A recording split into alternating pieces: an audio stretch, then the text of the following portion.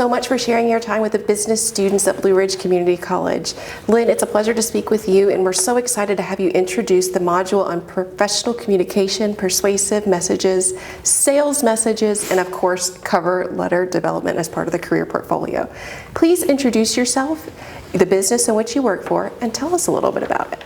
Sure. Again, I'm Lynn Pinter with Champion Credit Union, and Champion Credit Union is a not-for-profit financial institution. We've been serving Western North Carolina for over 92 years.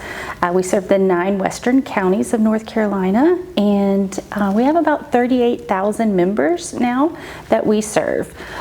We focus on building financial literacy with our members, as well as developing from within, as well as a huge focus. So I'm hearing both internal development and external kind of relational development with your customers. Absolutely, absolutely. Now tell us a little bit about it. How is Champion Credit Union different from a traditional lending institution? Sure. So we do not have stakeholders. We are member owned, and so we focus solely on our members. They are who owns us, and teaching them how to survive in the financial world, especially in these days that everyone is stressed about right now, is a huge focus for us. So a little bit of member education in addition to being that go-to resource for their banking needs. Correct. Oh, I love it. That's so awesome. Yeah. All right, Lynn, let's talk about professional communication. I know this is very important in the business world. It's very important to the business programs department at Blue Ridge Community College, but let's talk about it. In your words, from your role at Champion Credit Union, what is professional business communication and how is it used in your business? Honestly, I think that professional communication is the backbone of any sort of professional role, especially here at Champion Credit Union, whether it be email communication, writing a letter, a video from a social media posts. It's ultimately the actual backbone because internally it keeps our teams moving smoothly and opens up areas of growth for our folks in leadership, whether they want to move in a leadership role or just excel in their current role, but it also strengthens our membership base on how we communicate with them.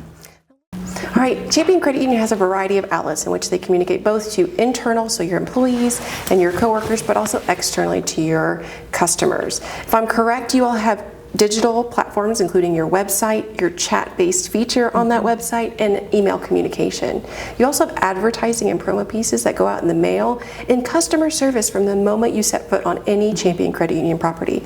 Tell us a little bit about how you do that and how you maintain that. Sure. So part of our onboarding process for new employees includes branding and brand training. So we teach folks from the very day they start here about how our branding works and what it means to be an employee at Champion Credit Union, which means you wear that brand every day. But as far as any sort of external communication, letters, emails, the chat, every bit of that goes through our marketing department. We have one central department that handles that, so it's certainly always consistent, and we're using the same platforms, the same tone, the same, and tweaking it based on the audience that we're focusing on. One thing's for certain, that the consistency in communication and professionalism is across the board with all Champion Credit Union communication, but also your employees. You're correct. They are definitely the brand of the organization, and you can see it from the moment you walk in the door. I love it. All right, let's talk about professional communication from a student perspective. So in the Business 265 course, our students are focusing on career planning. They get the opportunity to think about what they might want to be when they grow up, or where they might want to grow if they're already in a workplace. From there, they do a little bit of job search, application, and they move through the mock interview process. So why is professional communication important, and how can it assist students as they move into career planning and growth? Sure. I think that strong communication will take you very far in any career. It is something that helps you to advocate for yourself. It helps you to clarify your goals and present those goals to your leadership, your manager, your supervisor, as well as it truly makes you stand out as a professional. So I think as a student that's entering the workforce, being able to write a clear email, whether it is simply stating facts or if it is trying to be persuasive. I think that that's critical in your career, as well as from a communication standpoint, being able to receive feedback is a huge growth opportunity, and we focus on that a lot here, on how our employees receive feedback. Do they take it, especially constructive feedback, do they take it, digest it, and then grow from it? Huge area of focus, especially with the business programs department. Thank you. Now let's talk about module content. So in this module, students move through persuasive messages, both email and written, internal and external. They also learn about sales messages, where there's like a call to action or an ask, and the ethics behind that. In your words, what is a persuasive message, and how does a persuasive message encourage action both internally within the workplace and externally with customers? Sure. I think that to me, a persuasive message is something that's designed to either influence or persuade a type of action. So that could have very different meanings depending on who your audience is, which I think is important to know that audience. You may be trying to persuade someone on a new product or something that we're looking to sell or something we're offering, but you also have to be persuasive when you're counseling folks financially. Yes. So if you have someone who's maybe not managing an account properly, we train our folks on how to coach them in a persuasive manner on how to improve those parts of their lives. I love it. That's just as much educating the customer as it is encouraging the customer and building that relationship. And being persuasive, I think, too, in that communication makes them want to, if you're doing it properly, it makes them want to learn more. Love it. Yes, a commitment to lifelong learning. Now, within your organization, how do you all use sales messages, so emails, promotions, to not only encourage customers to take action, whether it's apply, save, maybe a new program of interest, but also foster customer loyalty? I will say at Champion Credit Union, you all really don't sell. You sell without selling. So tell us about that. Sure. We use targeted emails, we use newsletters, and even video content to connect with folks. Again, like I mentioned, we try to not overwhelm them with too many messages, because if you do that, they just shut down and quit looking at you and start to ignore your messages. But we do focus our messages across all platforms on education and empowerment. So with that, you don't really have to sell, whether it's helping them to try to understand their credit or take advantage of something that's going to be helpful for them in their financial career, exploring new loan options, whatever the case may be. We just try to really educate them and make them feel empowered about their own financial decisions. So what I'm hearing is that you meet your customer where they are. Correct. But then equip them with the resources to make their next best step. Absolutely. That's amazing. All right, now let's talk about customer loyalty. I'm sure you've had customers that have been customers of Champion Credit Union for years. Yes. How important is that, and how do you all foster that? Yes, it's extremely important. We see folks that have been banking with us for not just their entire life, but generations. Since we've been here since 1932, so there's some generations there.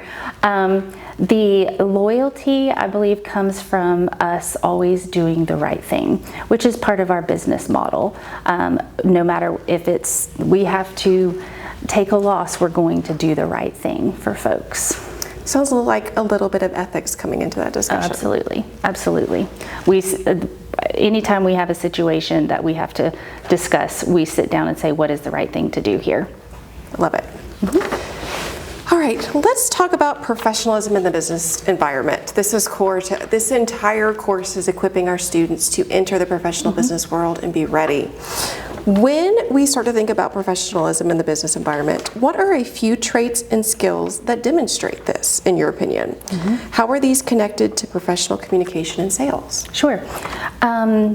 Professionalism is a huge, we could talk about this for days, but I think early in your career, when you're coming out of college, some of the most important things are being on time, being prepared, presenting yourself, actively listening, and just being fully in when you're in a meeting or wherever you may be. Do not be distracted.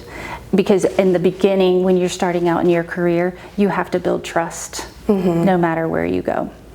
Now let's say I'm a new employee, I'm a little bit unsure, I'm fresh out of college, I'm ready to go, and I don't really understand the platform. What do I do?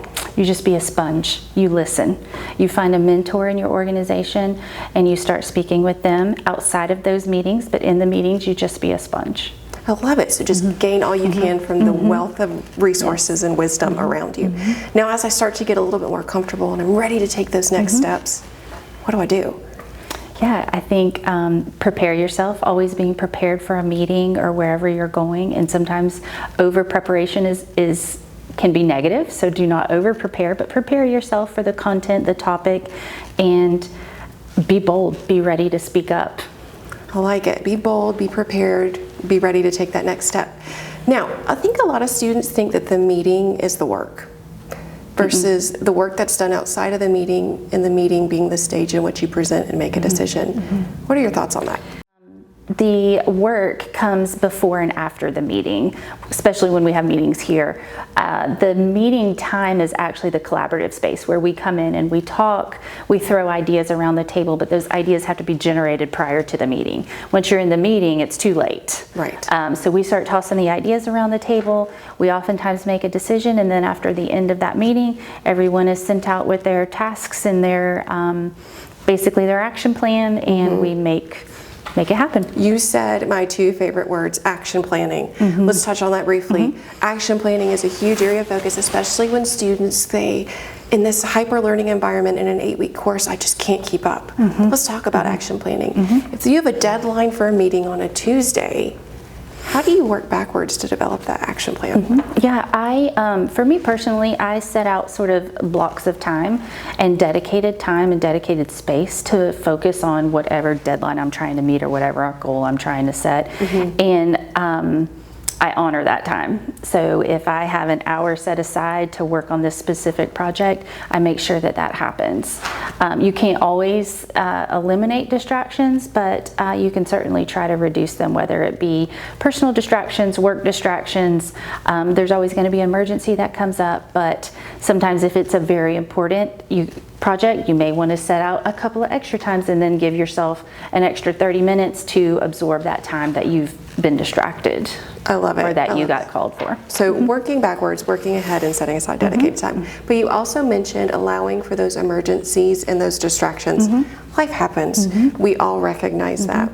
But you're talking about working ahead to allow yourself space for the unexpected. Correct. Yes, and in my role there are distractions. If I have as we've talked about, we are very member focused. So if I have someone in one of our branches that has somebody with a loan problem, I'm stopping whatever I'm doing and I'm answering that call and I'm putting that member first. But I allow that time, a little excess time in my schedule that I protect for those time periods that I get pulled away. Sound advice. Thank you.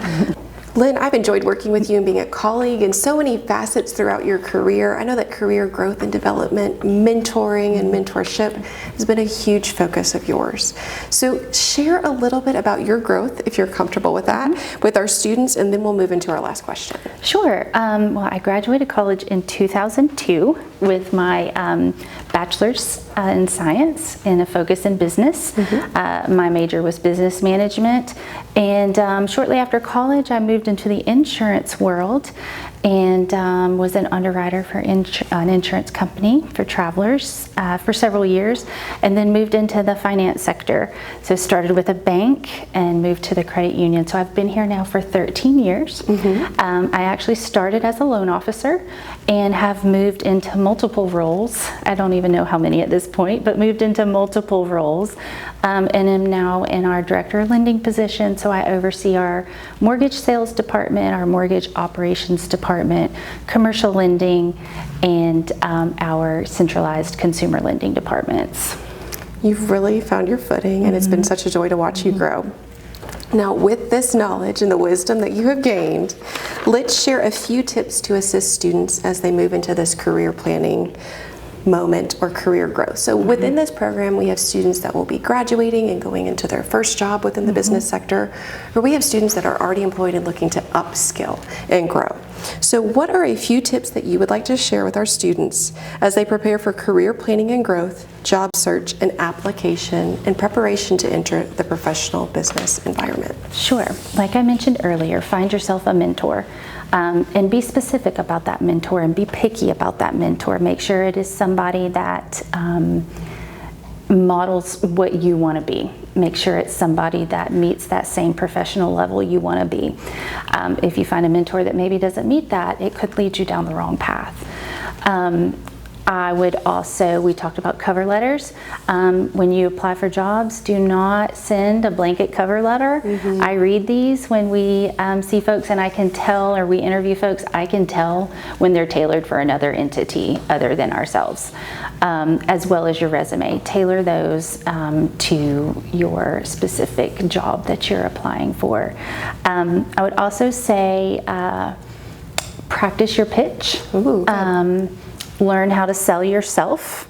When I'm in an interview, somebody who is confident and sells themselves, I know that they are going to be up for any challenge that I put in front of them when they are in the position. And again, professional. Just be professional in every aspect of your life, because it shows. It's a small town, and even if you're not in a small town, I've worked in big cities, that carries. And being professional, like we said, in every aspect, whether it's showing up on time or early for a meeting, the one time you run in sideways and you're late, people remember it. Like I said, just sell yourself. Be proud of who you are and where you've come from and what you've done to get there. Awesome. Thank you so much, Lynn. It was a pleasure to speak with you. You're welcome.